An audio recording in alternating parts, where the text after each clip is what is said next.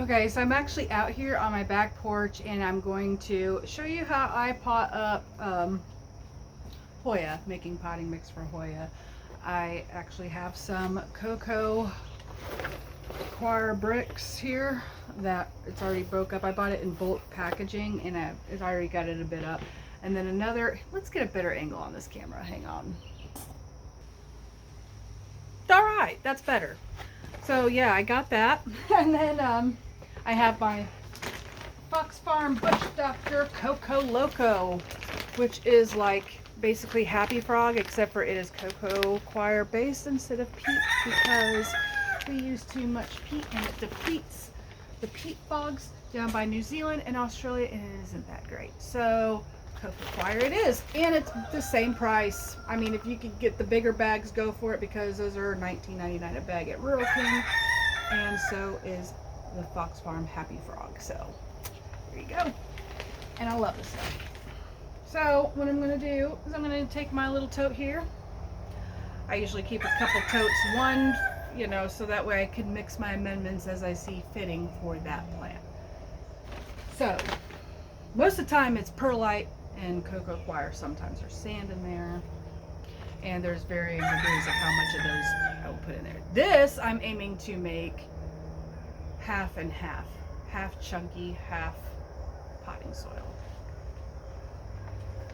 I have used reptile bark before. I have used orchid bark. This is just chunky bricks. It's adding air in there, and it's going to also hold on to moisture, keeping, you know, a lot of humidity and water towards the roots while providing air, because oxygen to the roots is super important with these plants.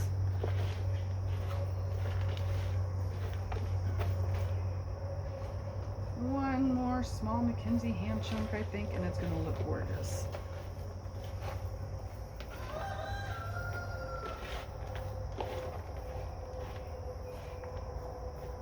I could use one more handful.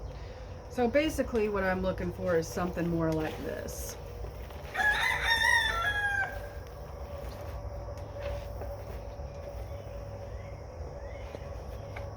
You can see that consistency, that it's basically half and half, right? So I don't want to pot too big. I could take this potting mix and pot it right back into those little cups, except for some of these chunks are a little big. So I'm going to try to avoid those. And I don't think it's going to fit too well in those little cups. So I went up a little bit bigger with a 3-inch pot, and I definitely have more air holes and drainage burnt off this bottom sides of these pots to allow for that exchange, to give it the plants more what they want. Terracotta is also a great option for Hoya. You could also go into straight plastic too. I would just be more cautious about the watering with that. That's all. And then in fact, some Hoya actually prefer a bit more moisture than other, like my Bella over there. And then I had a Hushkiliana intervariegated that also preferred more water than other Hoya, and so that was a good option for them. It kept me from having to water so much. Not that they wouldn't thrive in the terracotta as well. So I'm just telling you that. Hoya also have small root systems, so they do not need huge pots for their plant size. So always go off of root size of your plant, not what you think the plant would look good in. Can't stress that enough. Always go with the smaller pot over the bigger pot if you had to pick the two. Always. And that's going to save you from root rot, because root rot is way harder to get over than a dried out plant. That's why. Okay, so let's pot these dang things up. First thing first, I have to remove all of this sphagnum moss off of these roots. And I can actually recycle the sphagnum moss. There is nothing wrong with it. It's still intact. But like I said, over time it will break down into mush around the roots, and therefore creating root rot on the plant. So I'm going to find another pot here that I'm not going to use to plant in to repurpose this sphagnum moss. So I'm going to put it off to the side.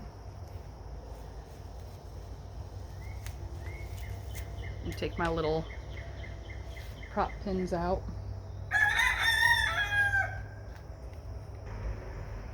Yeah. yeah, I'm trying to just salvage what I can. I mean, sphagnum moss is inexpensive, but like I said, we use too much peat and sphagnum moss and deplete it. So I try to recycle and do my part. So also, it sometimes helps if you soak the roots after you do it dry. It's weird, but it helps get it off sometimes. If you find pieces still stuck on there. All right, let me work on getting this off.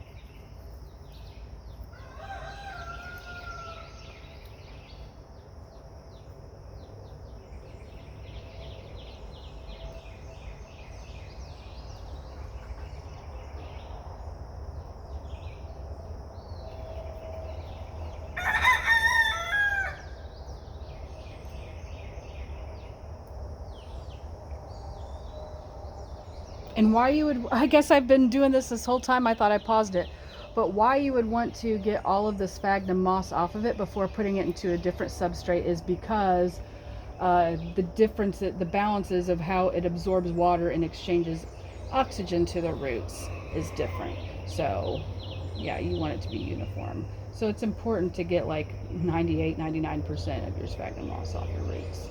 But you can have like the microest little bit pieces and it's not going to hurt much, man. But yeah, you do just aim to get most of it off. So there's that one. And I got two, it looks like. So now I really will pause this.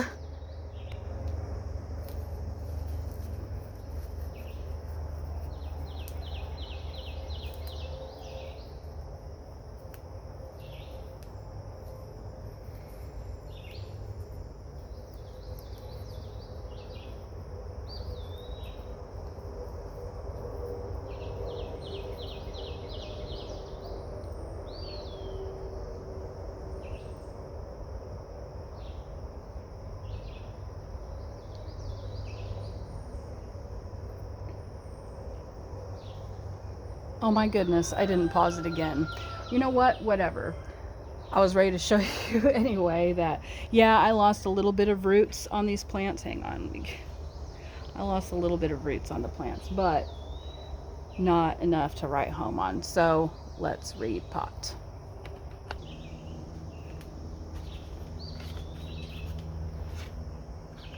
I'm going to stick a lot of these bigger chunks at the bottom.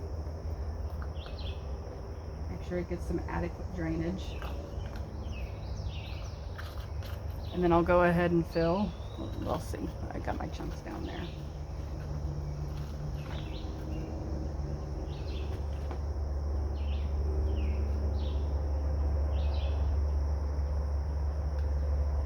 And I thought about sharing one of these cuttings because there's two. Why wouldn't I want to share it, right? And I do. However, I kind of need some more roots to help fill this pot out so that way it has a better chance of survival. So I'm going to wait till it grows. But trust me, it's growing and it's an easy one. And in fact, I'm probably going to move it out of the upstairs bedroom.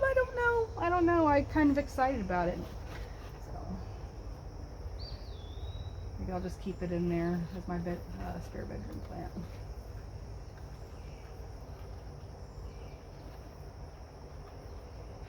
So then that's it. And I'm going to take my rainwater and water it in. And then that's it. Thank you for coming with me to learn how to pot up Hoya from a sphagnum moss cutting into a pot. So if you got any questions or anything like that, please please let me know down in the comments. Anyway, guys, I love you, and so does Jesus. Your hair looks awesome today. God bless.